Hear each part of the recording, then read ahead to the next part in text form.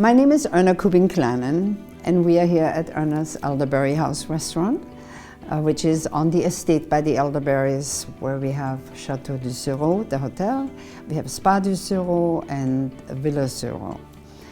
And it's all on 9 acres, and we love our place. I came to America in 1962, never really thinking that I would be in the hotel or restaurant business. As I pursued art, I had the opportunity to come to this area through friends in Los Angeles who were planning to build what is today the Denaya Lodge. I took the opportunity to come to the mountains. I loved it. It resembled Austria. And then Vavona, the Redwood Inn, contacted me and said, would you like to lease our restaurant? I took over the Redwood Inn in Vavona in Yosemite and operated that for 6 years. Then the lease expired, and the Park Service decided not to have any private enterprise in the park. I bought the property here, and I had this vision of a European restaurant, the way I have seen it throughout Europe, where the finest dining is often in the country. And I thought, how unique would this be to bring it to this area? There is nothing like it here. And I dreamt big. The bankers came up here and they stood on this hill and they said, Erna, who is going to eat here? I mean, there is nothing, you know. And I kept saying, oh no, there's the highway going by and all these people going to Yosemite and they're going to know about this. I was very believing in what I was doing, and I convinced them. So there we started building the restaurant. When I look back at myself today, how did I do that? I was dealing with all the suppliers who ordered our product, and they gave us credit. And for the opening, I had a big splash opening where everybody who is who from Fresno came with limos. We had 15 limos lined up. They got them from other cities. It was an amazing opening, but then I had no money. I spent all the money I had left for the opening. So it was scary, but it did work out, my figuring that I invite these people. They saw the restaurant, and they, first year, supported us. You know, people wanted to eat here. It was a new thing. And then times got a little hard. So after 2 years, it was hanging on, you know. One Saturday night, it was a busy night. We had the restaurant filled. There was a reservation of a party of 2, and they arrived very late.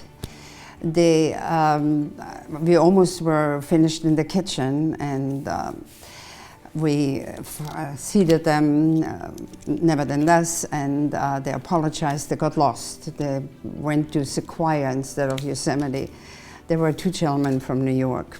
The older gentleman kept writing everything, and so one of my waiters came to me and said, you know what, this man is writing everything down, and I know, I heard that people who write, they just want better service and they want to impress the staff. They do that because of that. I said, oh, well, just give good service, you know, that doesn't matter. When it was all finished and guests were gone, the 2 gentlemen were standing in the foyer and they asked to speak to the proprietors. And the gentleman said, are you Miss Erna? I am Greg Claiborne, and I want you to know I'm very impressed. I had an extraordinary meal. And I said, yes. I said, your name is what?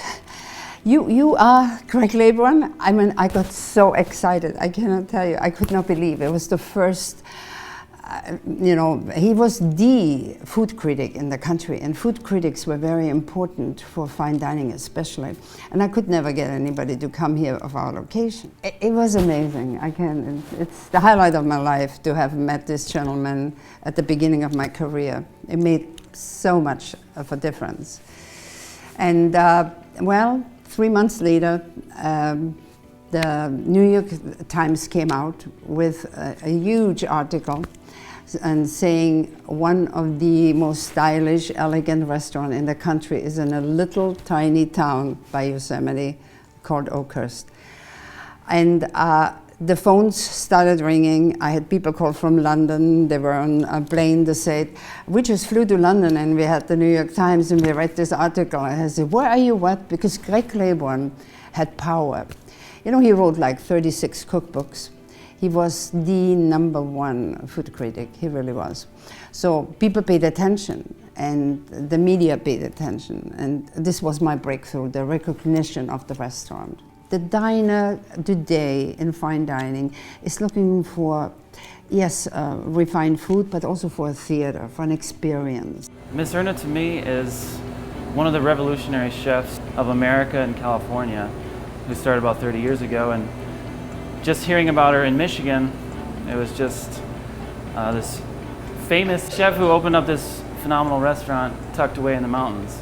And so I wanted to be a part of it. I wanted to learn from her and learn from the chefs that she had, 5-star, 5-diamond, Relais and Chateau, all this grand names, but it's just a small place that does great food. The quaintness and the experience of something like this is so much more, I think, of an impact, and you feel more special when you come to a small place.